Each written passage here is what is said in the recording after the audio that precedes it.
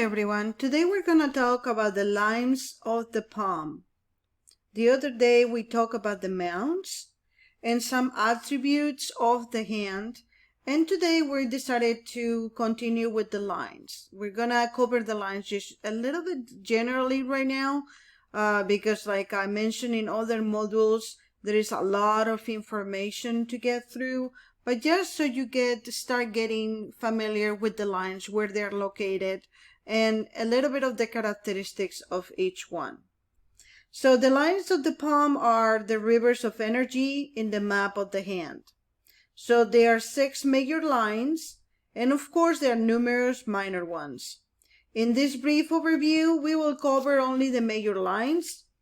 Both the major and minor lines will be covered in detail later on in some videos throughout this course. So every hand typically has a headline, as you can see in the picture, a hard line, and a lifeline. While we consider to be major lines, the lines of Saturn, Apollo, and Mercury appear less frequently.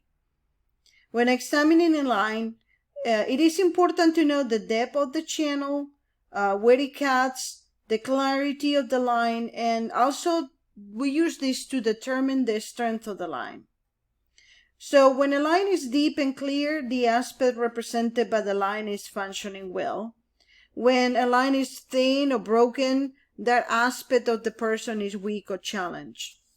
Do not be frightened by a delicate line. Lines change more easily than any other part of the hand.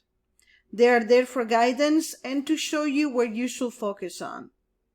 While etched into the hand, lines are not cut in stone. Their ability to change shows us that fate is fluid, like we talked at the beginning of the course. Now, let's talk a little bit about the major lines. Let's start with the heart line. The heart line indicates the physical state of the heart and the emotional capability of the individual. So the line, as you can see in both pictures, begins in the mount of Jupiter and runs across the hand. When the line is deep and clear, the person is steady, as you can see on the figure on the left, is steady in their emotions, devoted and reliable. A thin or chain line indicates the person is more fickle, sentimental, or changeable. Now let's look at the headline. The headline, as you can see, on the hand at the left, is in the opposite way. In this case, this one is indicative of one's intelligence and one's ability to concentrate and focus. It begins under the mount of Jupiter, close to the beginning of the lifeline. When the line is clear, the person can think clearly, concentrate, and has good memory.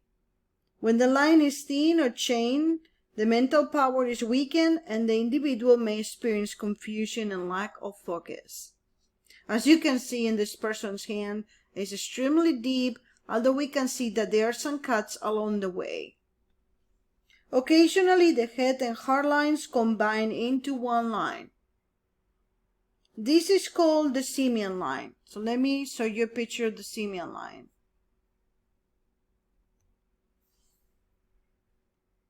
This one indicates that the head and the heart function as one. As you can see, you got a complete straight line.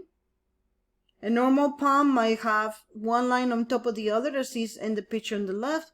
Whether somebody that has a simian line corresponds to a complete and a straight line. The simian line bestows intensity and depth of focus.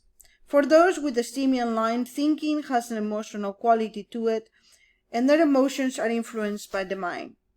The lifeline encircles the thumb, as we see here. The lifeline, as you can see, underneath of Venus, if you look at the left hand and the picture, this encircles the thumb in a wide arc. It provides information about a person's vitality and ability to resist illness. It does not tell the length of one's life, but records how long energy will be a gift. In this case, as you can see, this person has gone through deep, probably health problems or challenges several times. As you can see, the line is very deep and clear. Although her energy could be very strong for recuperation. When the line is thin or broken or chain energy runs low, the ability to withstand illness is diminished. The Saturn line, which is also known as the line of security and the line of fate, represents how secure the person feels. You can see that expressed on the right hand on the picture. This can be based on internal or external factors. The line begins near the wrist and ramps upward towards the man of Saturn. Every change in the line indicates a new cycle of life. When the line is deep and clear, the person feels secure and conditions are favorable for any undertaking. When the line is missing or defective, the person must work twice as hard.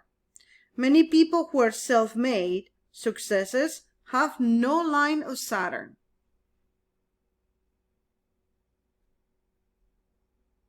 As you can see on the left hand, over here we cannot clearly see a line of Saturn.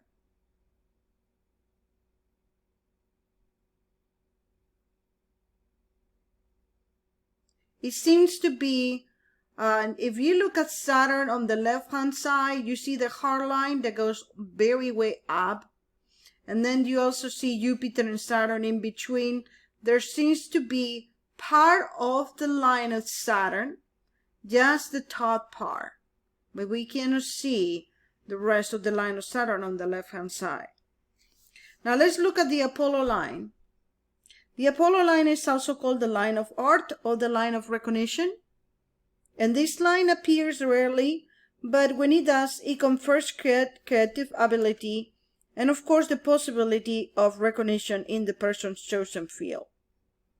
This line runs from the wrist up towards the mount of Apollo.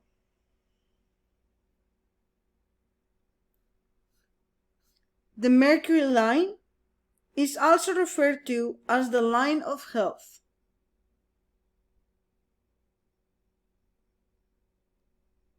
This line appears in less than 50% of hands.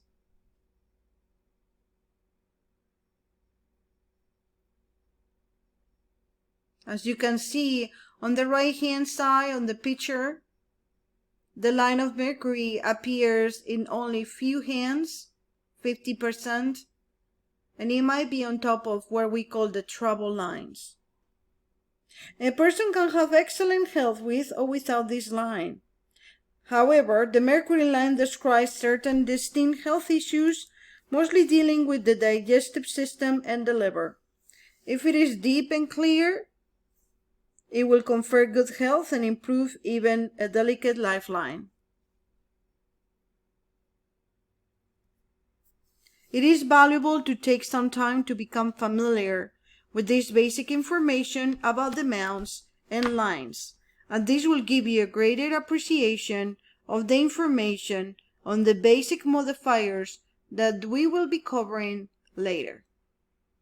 I see you in the next module, in which we're going to talk about why we must always read both hands during a hand reading.